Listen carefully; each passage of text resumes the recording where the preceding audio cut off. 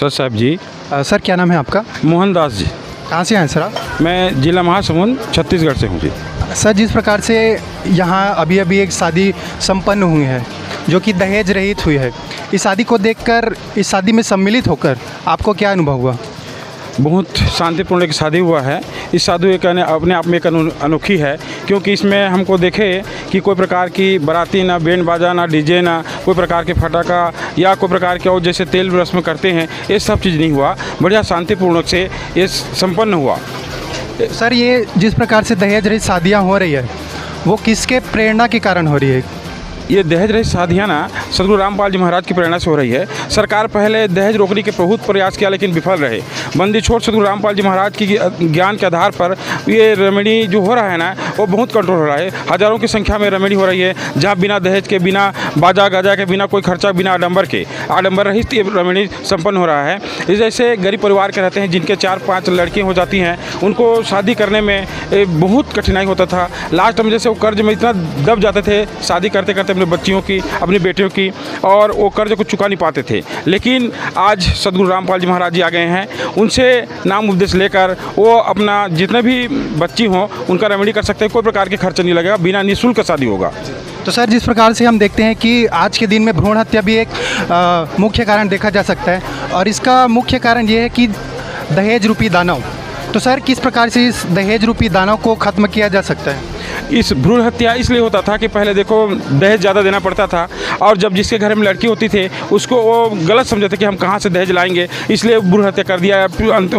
जिसे माँ के कोख में रहते हैं उसको नष्ट कर दिया जाता था। लेकिन आज वैसा नहीं है। आज परमात्मा ने हर घर में प्रचार प्रसार करवा दिया, या सत्संग के माध्यम से, बुक के माध्यम से, और जानकारी करा दिया कि लड़की होना पाप नहीं है। क्योंकि पहले पाप समझते थे, कर्ज समझते थे, कहाँ से हम कितना कर्ज लाएंगे, कैसे रेमेडी करेंगे। लेकिन सदगुरु रामपाल जी महाराज के उपदेशी जो है ना, ऐसा नहीं कर रहे हैं। अब सब बंद हो गया है, क्योंकि हमको आध्यात्मिक ज्ञान की समझ आ गया है कि परमात्मा की दया से कोई प्रकार का खर्च नहीं लगेगा। बिना खर्चा के यहाँ निःशुल्क शादी होता है।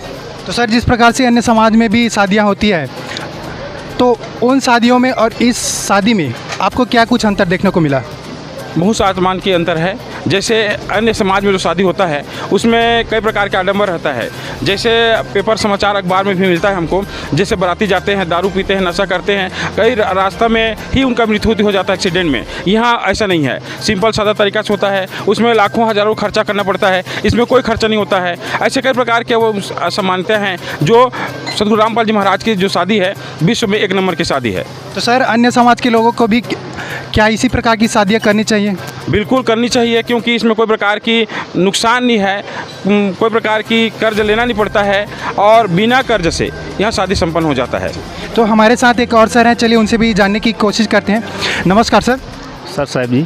सर क्या नाम है आपका? दास का नाम अशोक दास है, जिला महासमुंद से हूँ। तो सर जिस प्रकार से आप इस शादी में सम्मिलित हुए थे, तो इस शादी में सम्मिलित होकर आपको क्या अनुभव हुआ? बहुत ही आनंद की अनुभूति हो रही है, क्योंकि ऐसी जो शादियां हैं बहुत कम देखने को मिलती हैं।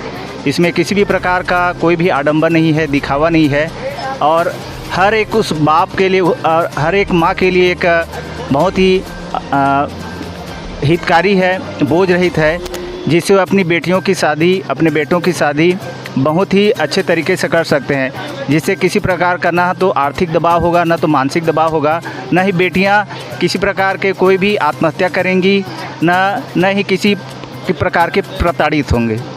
तो सर जिस प्रकार से यहाँ शादी संपन्न हुई, अन्य समाज में हम इस प्रकार की शादी देखते नहीं हैं।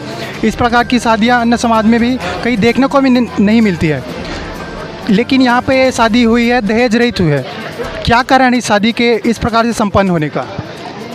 इसका बहुत बड़ा एक रीज़न है ज्ञान, और ये जो ज्ञान है संत रामपाल महाराज जी के द्वारा बताए जा रहे तत्व ज्ञान के कारण हो रहा है, और उनके अनुयायियों के द्वारा उनके बताए हुए ज्ञान को आधार मानकर दहेज रहित रमेनी, जिसको विवाह किया जाता है, एक समाज में एक आदर्श प्रस्तुत कर रहे हैं, ताकि हर कोई पढ़ा लिखा शिक्षित व्यक्ति सामने आए और समाज को एक बोझ रहित, आडंबर रहित और पाखंड मुक्त रहित विवाह करवाए, और समाज में शांति व्यवस्था। तो सर, जो हमारे अन्य समाज के लोग हैं जो इस प्रकार से कई आडंबरों के साथ, बैंड बाजे के साथ, शोर शराबा के साथ शादी करते हैं, उनको क्या मैसेज देना चाहेंगे आप? ये बहुत बड़ा एक विषय है। पहले हमारे जो इस लोक के जो मुख्य जो प्रधान है, श्री ब्रह्मा जी, श्री विष्णु जी, श्री शिव जी, जब इनकी शादी हुई थी तो दुर्गा माता ने बहुत ही सिंपल तरीके से उनकी शादी करवाई थी। किसी प्रकार का कोई भी लेन देन नहीं था और दिखावा नहीं था। वैसे ही सेम टू सेम शादी संत रामपाल महाराज जी उनके अनुयायियों को असुर निकंदन रमैनी के माध्यम से, जिसमें सभी देवी देवताओं की स्तुति की जाती है, पूर्ण परमात्मा की स्तुति की जाती है, जिससे उनके जीवन में होने वाले जो दुख हैं वो दूर हो जाते हैं। नई दिशा की नई पहचान, छत्तीसगढ़ का सबसे भरोसेमंद हिंदी न्यूज़ चैनल। आप हमारे चैनल में पहली बार आए हैं तो लाइक, शेयर और सब्सक्राइब, खबर की अपडेट आपको पहुंचती रहे।